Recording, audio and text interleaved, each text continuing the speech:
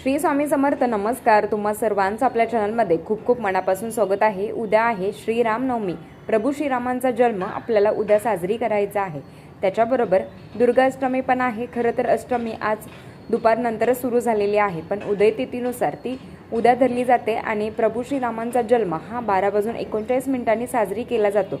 म्हणून उद्या 11:48 नवमी तिथी लागते आणि त्यानुसारच 12:39 म्हणजेच उद्याच आपल्याला श्रीरामनवमी साजरी करायची आहे. तुम्हाला जर शक्य असेल ना तर तुम्ही आज संध्याकाळी सुद्धा तुम्ही दुर्गा सप्तशती ग्रंथाचं पारायण करू शकता. किंबहुना तुम्हाला रामरक्षा सिद्ध करायची असेल किंवा ज्या काही सेवा चालू असेल त्या तुम्ही आजही करू शकता, उद्याही करू शकता. आता श्रीरामनवमी प्रत्येक घरात साजरी केली जाते आणि खरं तर जर तुमच्याकडे कुठलीच मूर्ती नसेल, कुठलाच फोटो नसेल, तरीसुद्धा तुम्ही महाराजांच्या मूर्तीवर अभिषेक करू शकता. कारण जशा सगळ्या नद्या सागराला येऊन मिळतात ना, तर त्याच पद्धतीने कुठलीही सेवा केली ना तरीही ती महाराजांपर्यंत जाते. आता दुर्गाष्टमी उद्या चैत्र महिन्यातील दुर्गाष्टमी असल्यामुळे आणि खरं तर ती आज दुपारीच सुरू झालेली आहे. तर तुम्हाला ज्या काही सेवा सांगितलेल्या आहेत ना तर त्या आवर्जून करायच्या आहेत.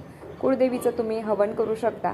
नवार्ण मंत्राचं पठण करून ओम मॅम रीम क्लीम चामुंडाई बिच्चे या पद्धतीने तुम्ही हवन करू शकता. आई भगवतीची ओटी भरू शकता. त्यांना आज भरणं शक्य होत नाही ना तर त्यांनी उद्या भरावं, नाही तर मग चैत्र पौर्णिमेच्या दिवशी सुद्धा तुम्ही देवीची ओटी भरू शकता. आता उद्या प्रभू श्रीरामांचा जन्मोत्सव आपल्याला मोठ्या धूमधडक्यात साजरी करायचा आहे. आता कुठला नैवेद्य आहे जो प्रभू श्रीरामांना अतिशय प्रिय होता? तर बघा, सगळ्यात आधी तर परमेश्वर हा फक्त भक्तीचा भुकेला आहे, पण जेव्हा सणवार येतात तर जेव्हा त्यांच्या विशेष तिथी येतात ना तेव्हा एक कृतज्ञता असते आणि अर्थात हा जो नैवेद्य अर्पण करणार आहोत ना तर तो आपणच ग्रहण करतो आणि त्यांना अर्पण केल्यानंतर तर प्रभू श्रीरामांना शिरा अतिशय प्रिय होता. मग तुम्ही रव्याचा शिरा बनवा, नाही तर मग तुम्ही गव्हाची लापशी बनवा. जसं तुम्हाला जमेल ना तर तसं तुम्हाला शिरा किंवा मग लापशी बनवायची आहे. आणि त्याच्याबरोबर खीर. आता खीर कुठली पण, मग तुम्ही शेवयाची बनवा, तुम्ही तांदळाची बनवा, तुम्ही मकानाची करा, तुमची इच्छा. आता दोन्ही पण नैवेद्य दाखवायचे का? तर नाही,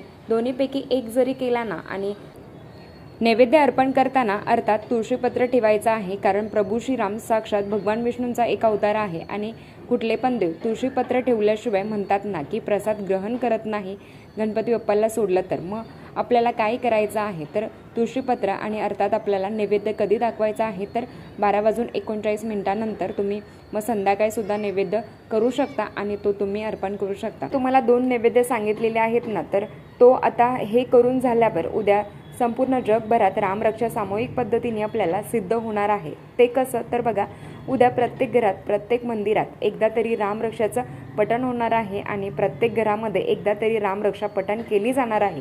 प्रत्येक मंदिरात एकदा करणार आहे. आता जर केंद्रात बघायला गेलं तर मग रोज मग रामरक्षाचं पठण चालू आहे. उद्या थोडक्यात काय की संपूर्ण विश्वात आपल्याला सामूहिक पद्धतीने रामरक्षा सिद्ध होणार आहे आणि त्याच्यामध्ये आपल्याला खिरीचा वाटा. मग काय करायचं आहे? तुमच्या घरात तुम्हाला रामरक्षा पठण करायची आहे. आता ताई, ही रामरक्षा केव्हा पठण करायची? तर अर्थात रामरक्षा सिद्ध करायची असते सुरुवातीला. आता समजा 11 वेळा ज्यांनी रामरक्षा सिद्ध केली आहे ना तर त्यांचं खूप छान झालेलं आहे, पण ज्यांना नाही शक्य झालं तर त्यांनी मग उद्या तरी 11 वेळा, 9 वेळा, 21 वेळा, 13 वेळा तुम्हाला जेवढा वेळ शक्य होईल ना तर तुम्ही रामरक्षा सिद्ध करू शकता.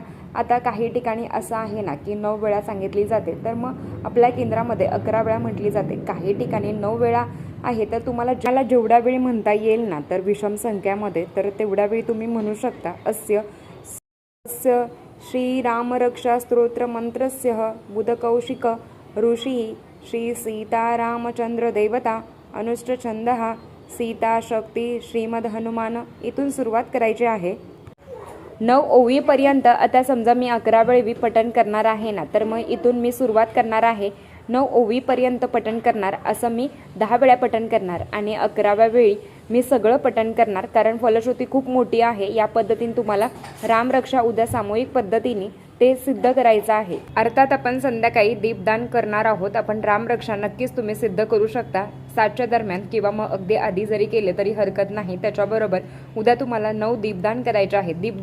9 दीपदान का करता? तर अर्थात उद्या नवमी आहे, 9 दिवे तुम्हाला लावायचे आहेत.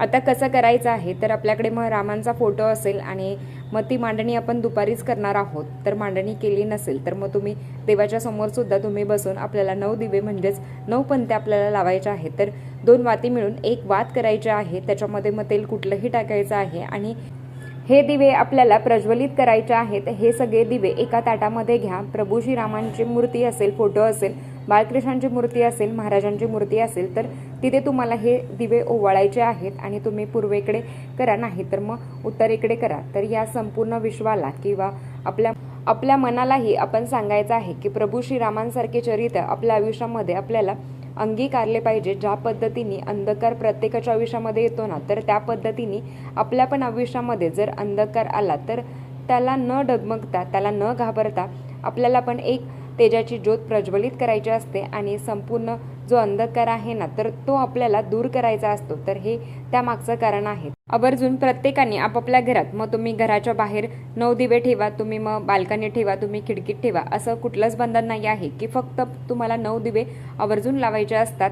रांगोळी काढा, जय श्रीराम लिहून बघा, तुम्ही रांगोळीद्वारे 9 दिवे तुम्ही प्रज्वलित करायचे आहेत आणि प्रभू श्रीराम आणि सगळ्यात आधी संपूर्ण विश्वामध्ये सामूहिक रामरक्षा सिद्ध होणार आहे। त्याच्यामध्ये तुम्हाला काय करायचं आहे, उद्या एकदा रामरक्षा पठण करा, नाही तर 11 वेळा पठण करा। जोपर्यंत मारुती स्तोत्रम आपण म्हणत नाही ना, तोपर्यंत रामरक्षा सिद्ध होत नाही। आपल्याला माहिती आहे की प्रभू श्रीरामांना मारुतीरायांची सेवा अतिशय प्रिय आहे। आता हे करून झाल्यावर उद्या दिवसभरात श्रीराम जय राम जय जय राम, तर तुम्ही मग याचं लिखित नाम जप चालू आहे तर त्यांनी नक्कीच मग एका पानावर तुम्ही श्रीराम जय राम जय जय राम नक्कीच तुम्ही लिहू शकता, नाही तर मग तुम्ही नामजप अखंड करू शकता। या पद्धतीने आपल्याला उद्याचा दिवस साजरी करायचा आहे। तर चला, आजच्यासाठी इतकंच। आजचा व्हिडिओ इथेच थांबवते। आवडला असेल तर लाईक शेअर सबस्क्राईब करत भेटूया अशाच नवीन व्हिडिओ सोबत। तोपर्यंत धन्यवाद। श्री स्वामी समर्थ।